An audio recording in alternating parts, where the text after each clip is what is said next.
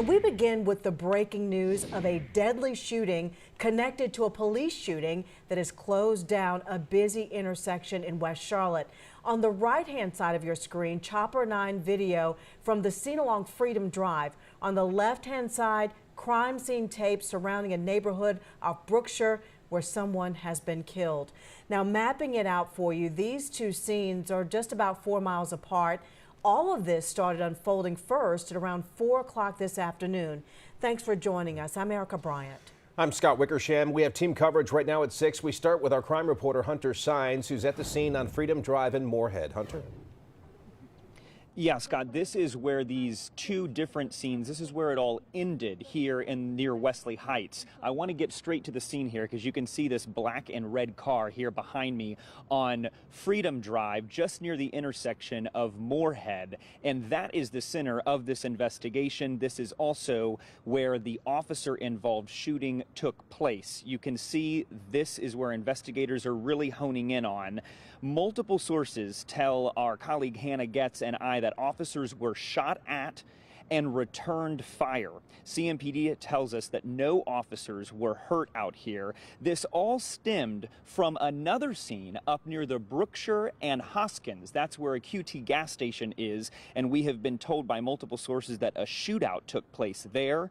That has turned into a homicide investigation. Witnesses tell us from that scene and this scene that the police actually chased the suspect to this scene where officers, of course, shot at a suspect. But in the last 15 minutes, we have confirmed that from multiple sources that between the two scenes, a kidnapping occurred.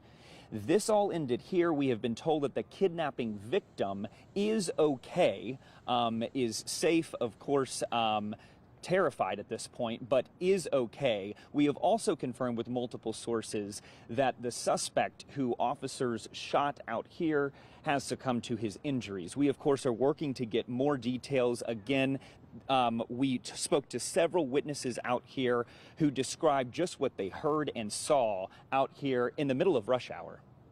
It's scary, you know, you don't really know what's happening. It's like, you know, watching the police chase already. It's like your adrenaline's pumping. You don't really know what you just witnessed.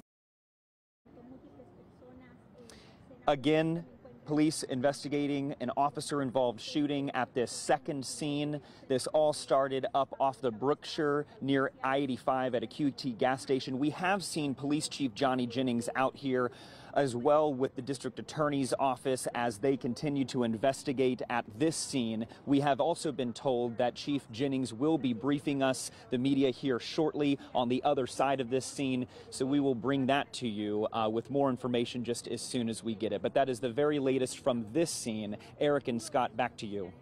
All right, so Hunter telling us that police shot and killed a man at that scene. That scene, though, connected to this one. This is about a 15-minute drive north. This is where police say somebody was also killed by gunfire.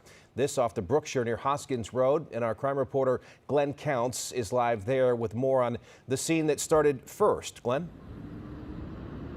Yeah, Scott, you are correct. Sources tell us that this is where all the violence began. I'm going to step out of the way here so you can see this scene behind me. It is quite long. It is about a block long from where the crime scene tape is to down to the next block. There's numerous patrol cars that are here. Also, alcohol, tobacco, and firearms, along with the homicide unit is here. And the victim's car, the gentleman that we believe is deceased, that is still here. If you can't see it from here, but the airbag has been deployed from that vehicle. Now, we did talk to a woman who got caught up in all of this. She said that she was traveling behind another car. The car that was in front of her was involved in a head-on collision, and then she heard shots. She was with her grandson at the time, her 2-year-old grandson, and she is just thankful that her and her grandson made it through all of this without any injuries themselves. I'm a bit shaken up. But like I said before, I thank God for his grace and his mercy, for covering the innocent people that could have actually been a victim as well.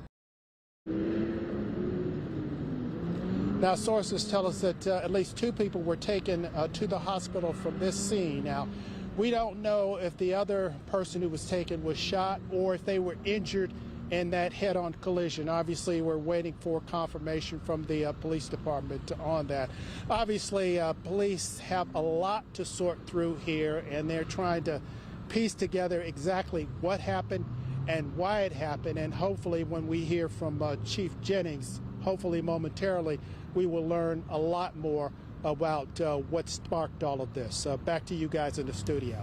Yeah, Glenn, thank you, and thank Hunter as well for helping to pull this story into focus over the past 90 minutes. And we're going to continue to dig through this all throughout the night tonight and get you all the latest stories and developments at our website and on our news app. And of course, tonight on Channel 9 at 11 o'clock for the very latest.